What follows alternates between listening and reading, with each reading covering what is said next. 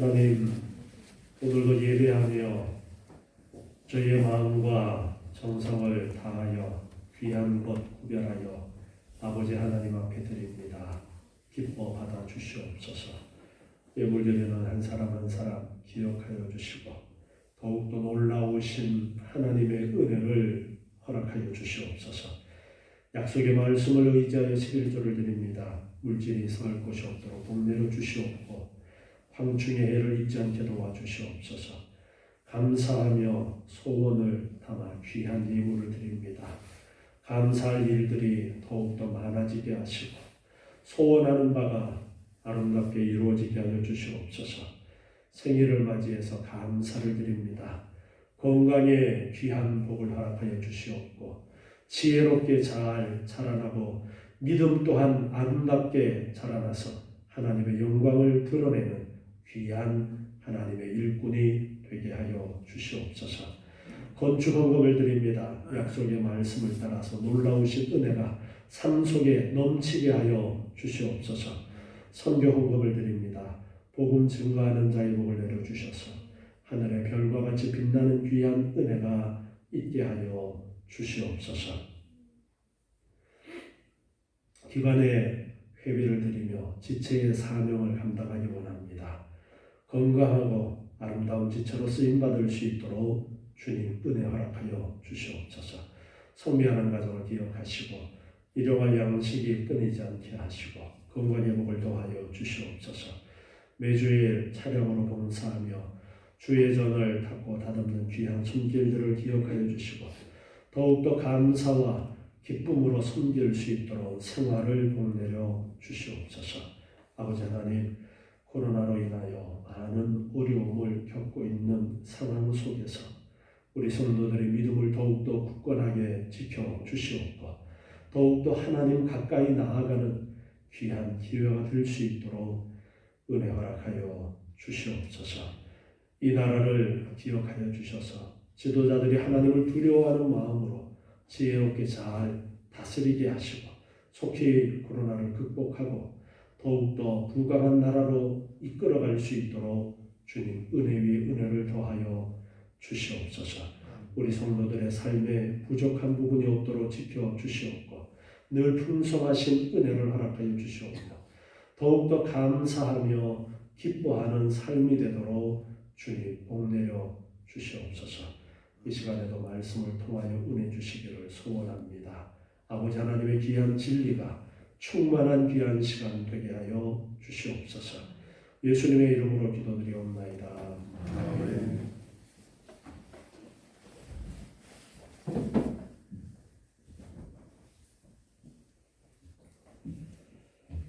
오늘은 신명기 25장 말씀으로 함께 은혜를 나누도록 하겠습니다. 하나님의 나라 백성들이 하나님의 자녀로서 어떻게 살아가기를 원하시는지를 가르쳐 주시는 것이 신명기의 말씀입니다.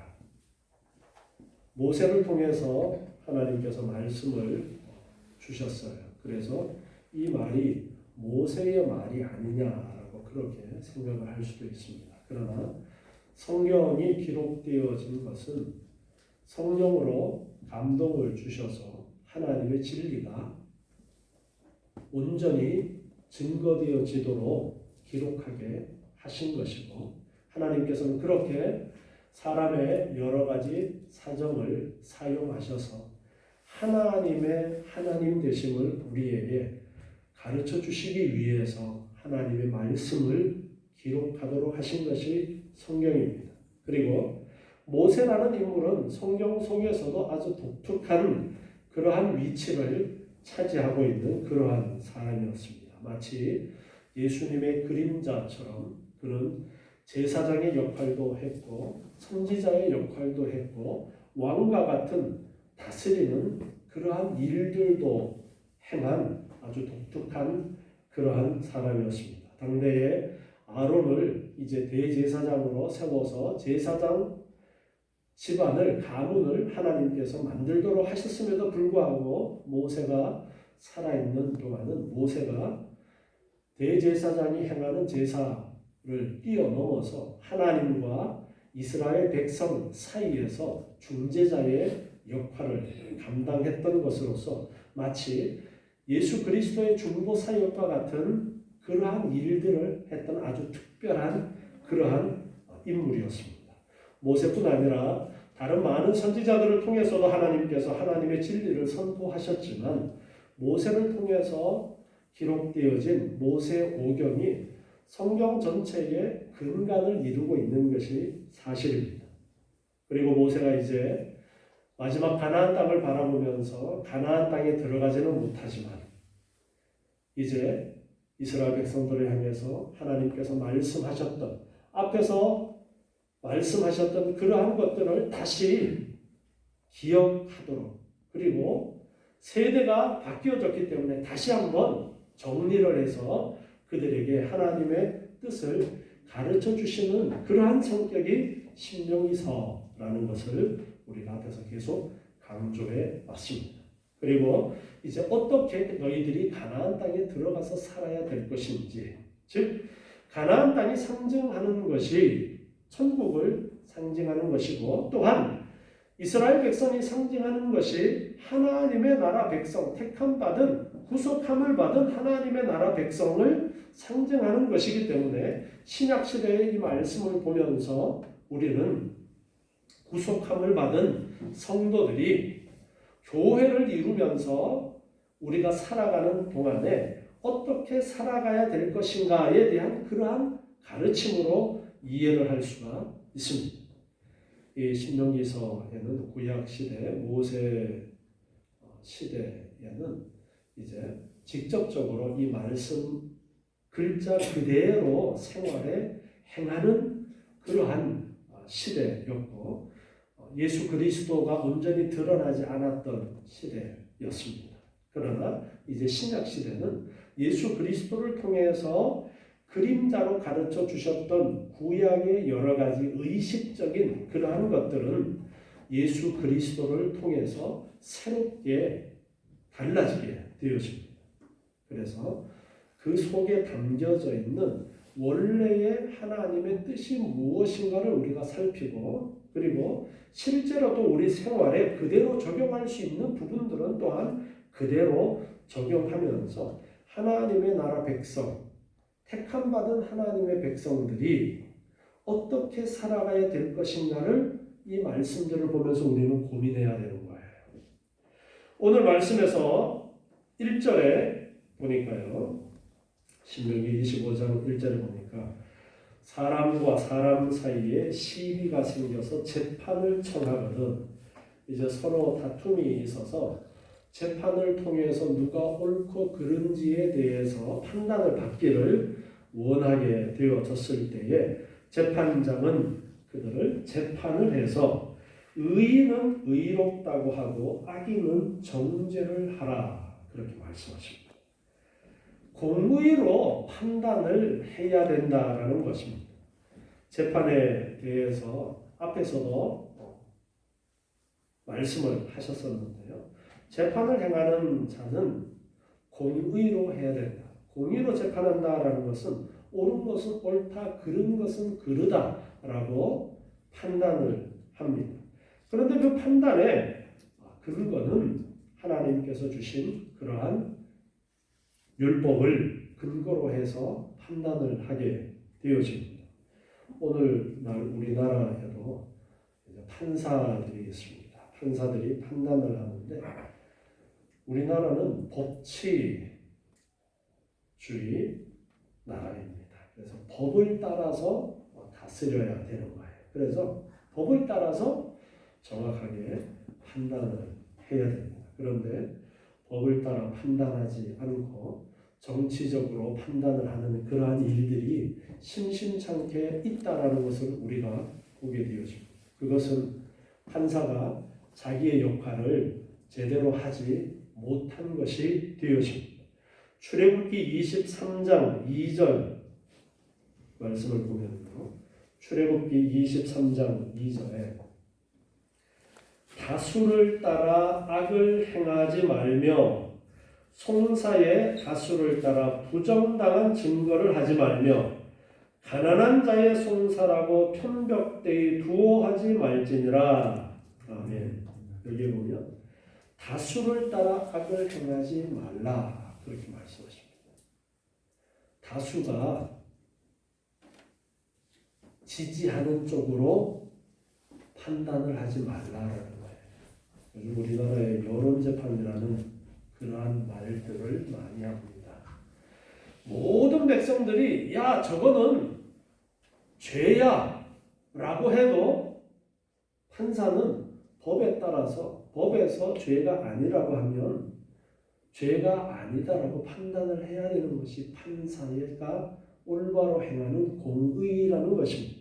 그런데 여론이 벌을 크게 내려야 된다라고 하면은 법에는 작게 벌하도록 되어 있어도 중하게 벌을 내리는 일들이 있고 중하게 벌을 받아야 된다라고 법에 되어 있음에도 불구하고 많은 사람들이 그 사람은 벌하면 안 되라고 하면은 벌을 적게 내리던가 무죄를 선언하는 일들이 없어야 되는데 있어요. 그런데 하나님께서는 그렇게 해서는 안 된다라는 것을 분명하게 지적을 하고 계십니다. 그래서 다수를 따라 판단을 해서는 안 된다. 분명히 법에 따라서 해야 된다. 우리나라에도 법에 따라서 판사가 판결을 해야 되고 법이 잘못되어지면 법은 국회에서 만드는 거예요. 국회에서 그 법을 보고 이거 아주 엄청난 많은 사람들이 죄라고 생각하는 것을 죄가 되지 않도록 법이 되어져 있으면은 그 다음부터는 그것이 죄가 될 수 있도록 법을 고치는 것을 국회에서 해야 되는 것이고 판사는 법이 그렇게 되어져 있으면 그 법을 따라 판단하는 것 그것이 공의라는 것입니다. 그리고 우리나라 판사들이 판단을 하는데도 법의 범위를 벗어나서 인간의 양심적으로 보았을 때 이것은 분명히 큰 잘못이 있다라고 그렇게 판단할 수 있는 것은 법 재판의 재량권에서 좀 더 무겁게 벌을 주거나 분명히 법에는 죄인데도 불구하고 오늘 출애굽기 23장 3절에서 보면 가난한 자의 송사라고 편벽되이 두어하지 말라고 그랬어요. 가난한 자의 문제라고 해서 봐주지 말라는 거예요. 법이라는 것은 그래서는 안 된다라는 거예요. 그래서 판사도 때에 따라서는 정말 안타까운 그런 것을 보면서 조금 가볍게 벌을 내리는 그러한 정도의 차이는 있을 수 있지만 공의를 따라서 판단해야 되는 것입니다. 그리고 하나님께서 이렇게 분명하게 공의를 행하라고 거듭거듭 말씀을 하고 있어요. 잠언 17장 15절 말씀을 보면은요. 잠언 17장 15절에 악인을 의롭다 하며 의인을 악하다 하는 이 두 자는 다 여호와의 미워하심을 입느니라. 잘못된 판단을 하면 하나님이 그냥 계시지 않겠다라고 말씀하십니다. 성경을 통해서 하나님은 우리에게 하나님은 공의의 하나님이시다라는 것을 분명하게 가르쳐 주십니다. 공의의 하나님만을 이야기하면 하나님은 사랑이 없으신 분인가? 가슴이 차가운 분인가? 그렇게 생각을 할 수 있습니다. 그러나 성경은 분명히 하나님은 또한 사랑이시다라는 것을 가르쳐주고 계십니다. 그래서 하나님께서는 하나님의 그 사랑을 드러내시고 또한 하나님의 공의를 드러내시기 위해서 하신 일이 무엇이냐면 인간의 죄에 대한 벌을 분명히 해야 되기 때문에 공의로 벌을 내려서 그 죄의 값을 치르도록 하시는데 사랑하시기 때문에 예수 그리스도를 보내주셔서 예수님께서 그 죄값을 대신 치르도록 하신다. 하나님의 사랑과 하나님의 공의가 분명하게 대립되지 않고 그 모든 부분을 충족시키도록 하나님께서는 그렇게 행하셨어요. 그래서 우리도 하나님의 이러한 공의를 올바로 알고 그리고 또한 사랑을 알아야 됩니다. 그러나 판단에 있어서는 공의로 판단을 해야 된다는 것을 분명하게 지적을 하십니다.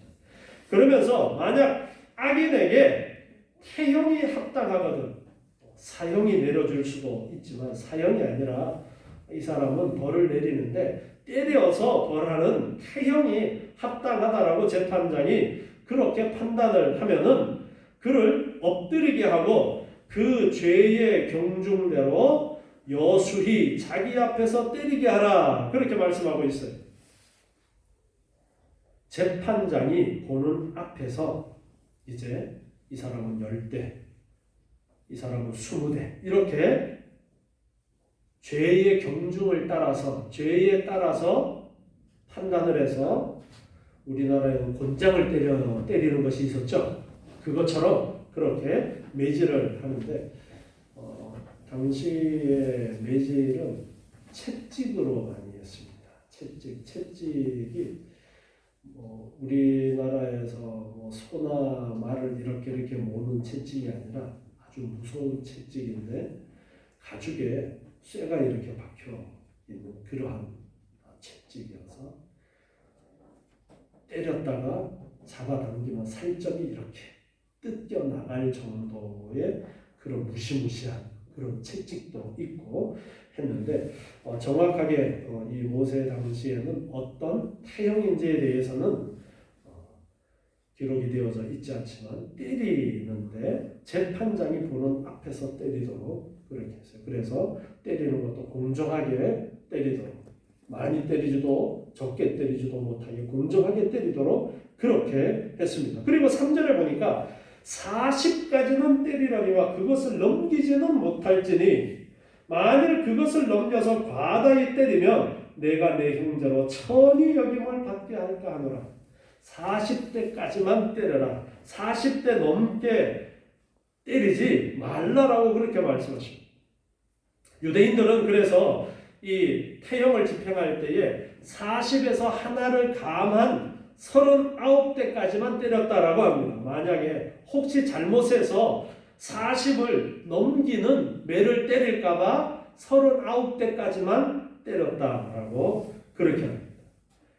신약성경에 보면은 바울이 이제 40에 하나 감한 매를 맞았다라는 그러한 표현을 볼 수가 있는데요. 바로 그러한 것이 그렇게 되어진 것입니다.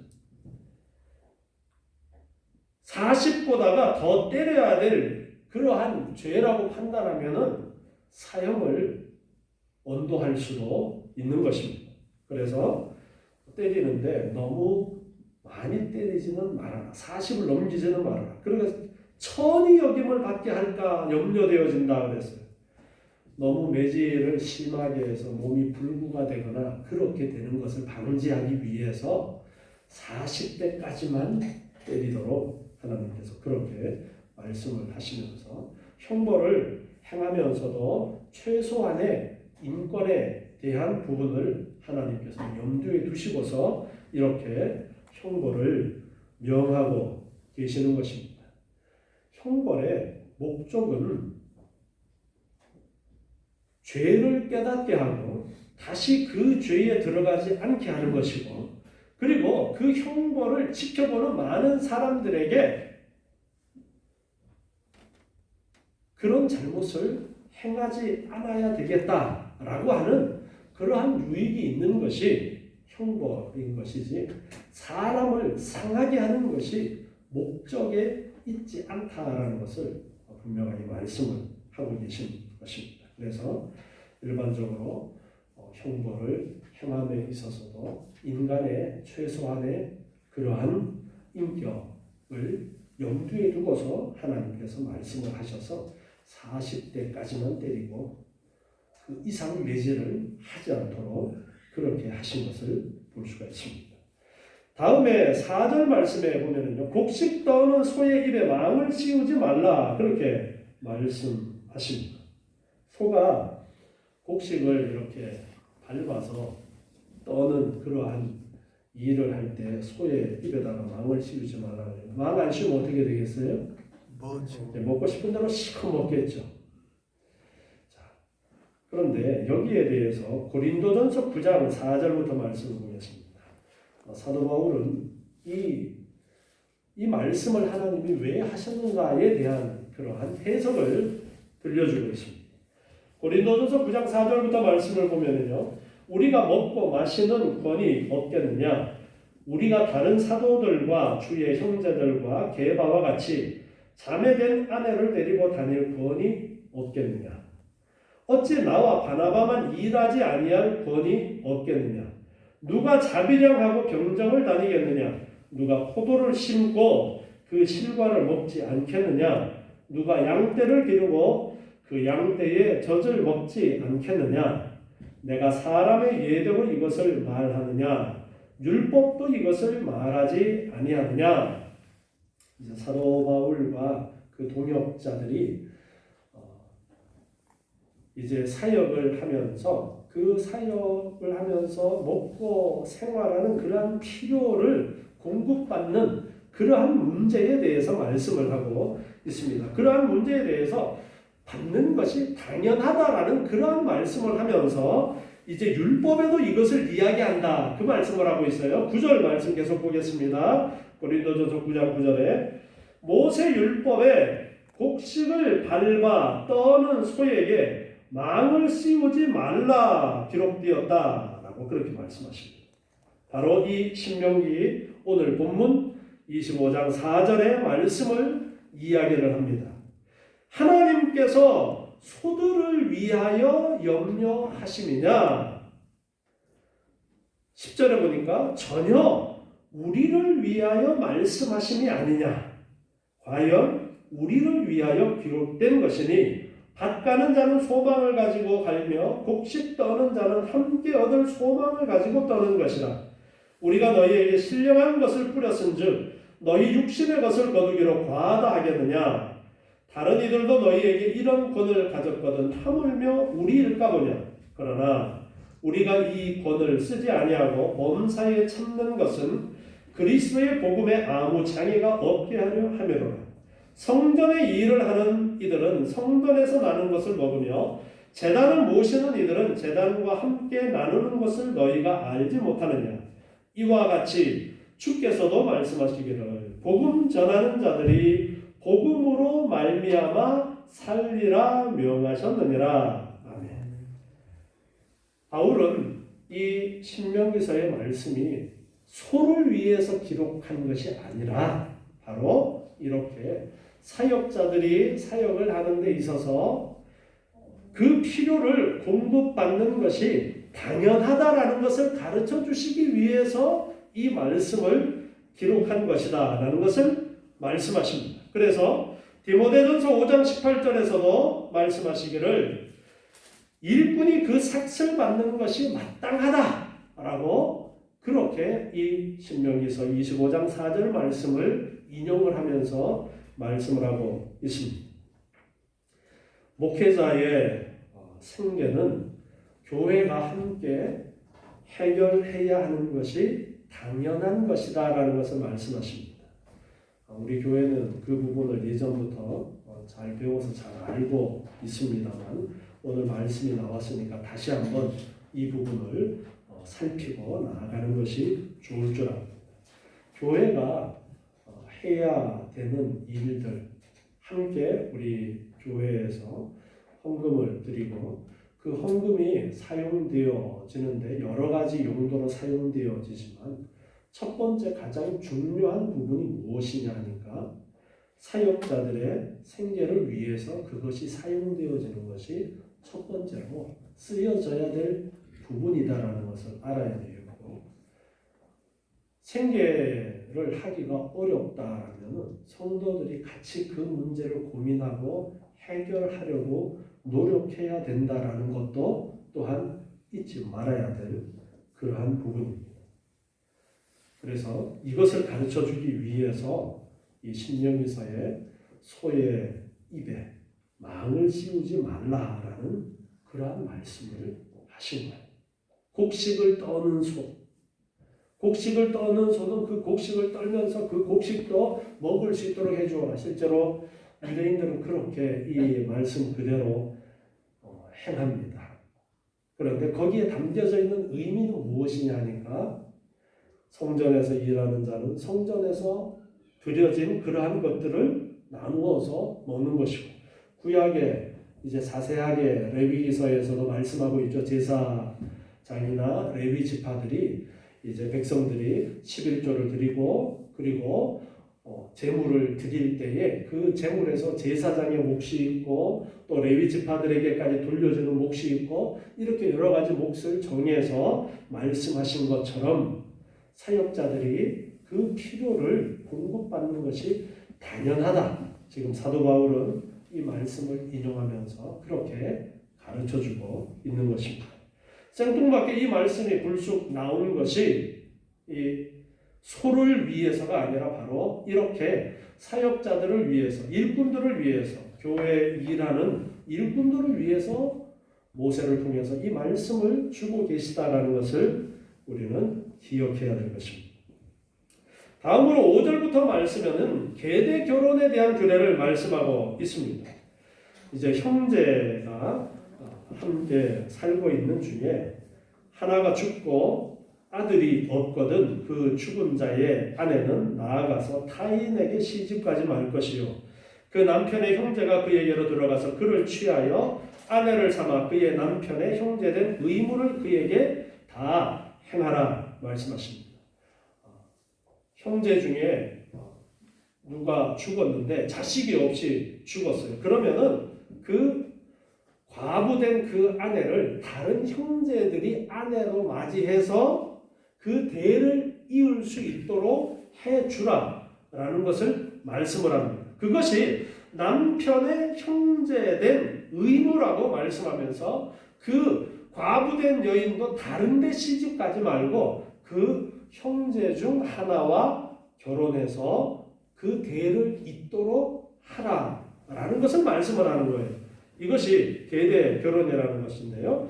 그 여인의 낳은 첫 아들로 그 죽은 형제의 후사를 잇게 하여 그 이름을 이스라엘 중에서 끊어지지 않게 할 것이니라. 그러나 그 사람이 만일 그 형제의 아내 취하기를 즐겨하지 아니하거든, 형제 중에서 나는 저 여자 아내로 맞이하는 거 싫어, 그래서 맞이하지 아니하거든, 그 형제의 아내는 그 성문 장로들에게로 나아가서 말하기를 내 남편의 형제가 그 형제의 이름을 이스라엘 중에 있기를 싫어하여 남편의 형제된 의무를 내게 행치 아니하나이다. 이렇게 이제 성문에 나아가서 장로들에게 말한다라는 것은 재판을 청하는 거예요.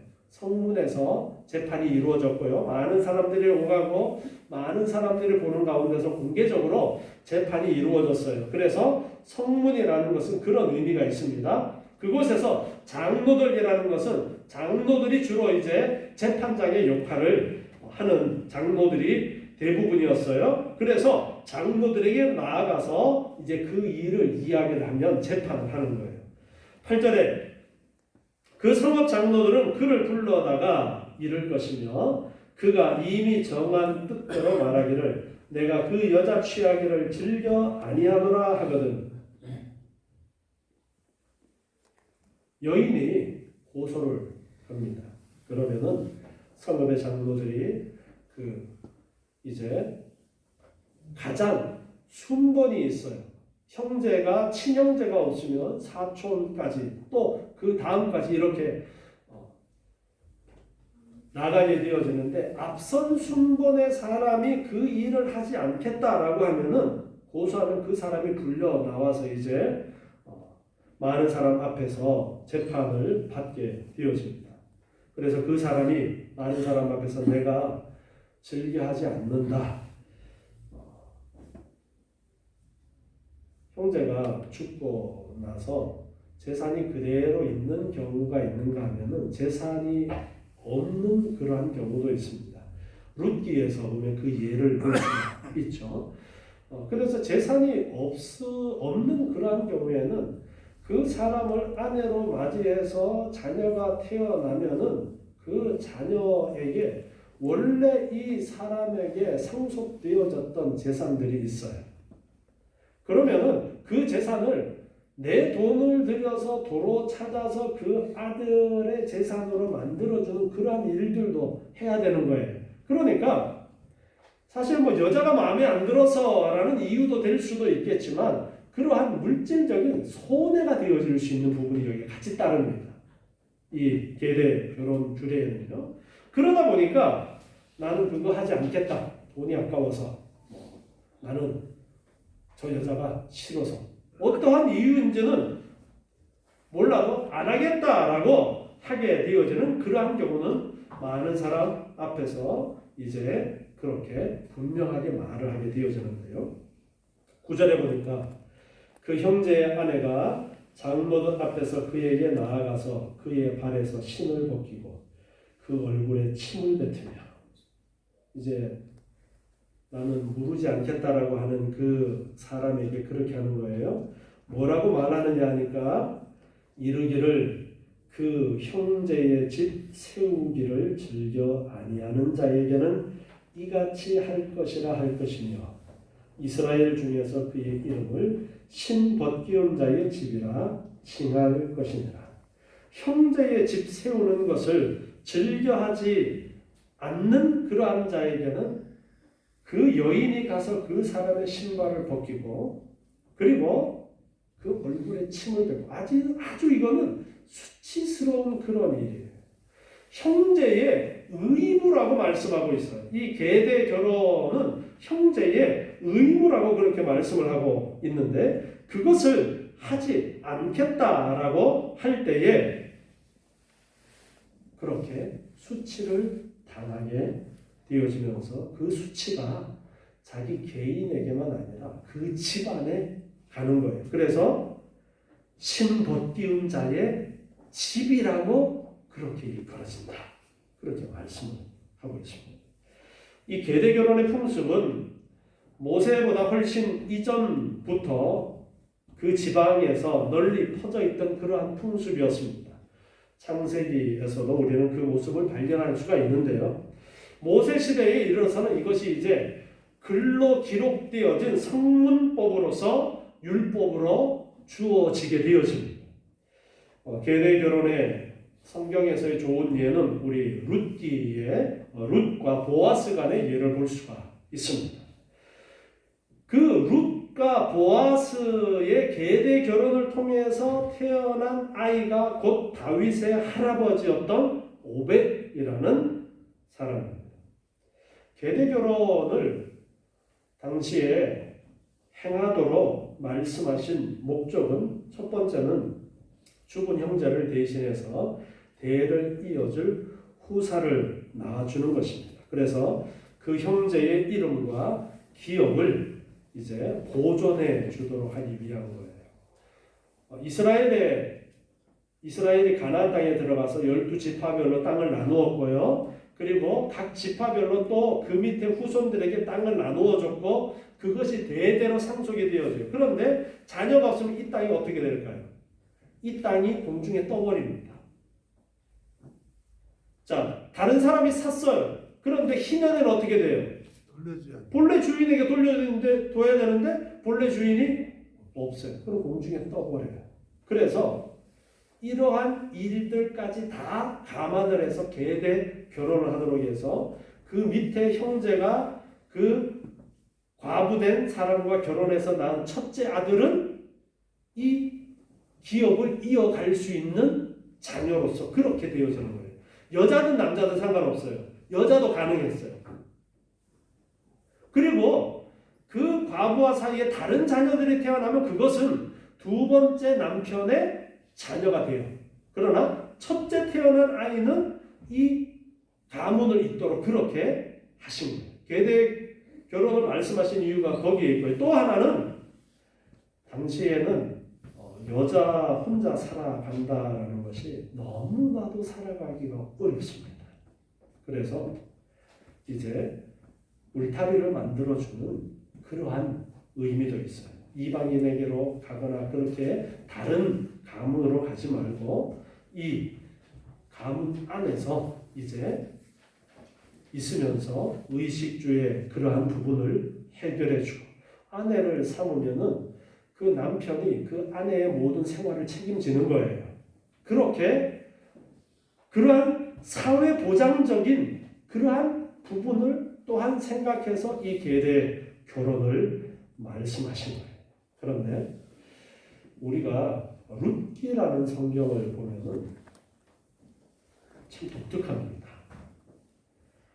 룻기에는 룻과 보아스가 만나서 결혼해서 아이를 낳았다.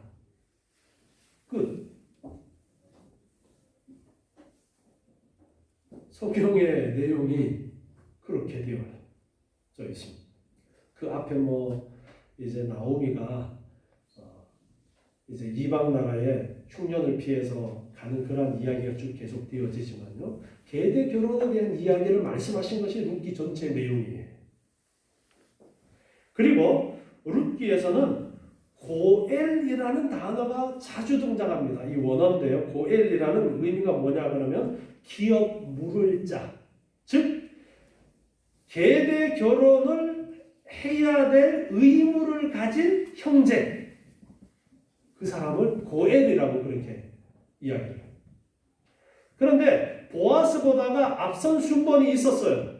그런데 그 앞선 순번의 사람이 나 안 하겠다고 해서 보아스가 이제 그 짐을 또 안습니다. 그래서 아무것도 없는 나오미 시어머니와 그 며느리 룻이 있는데 룻을 이제 아내로 맞이합니다.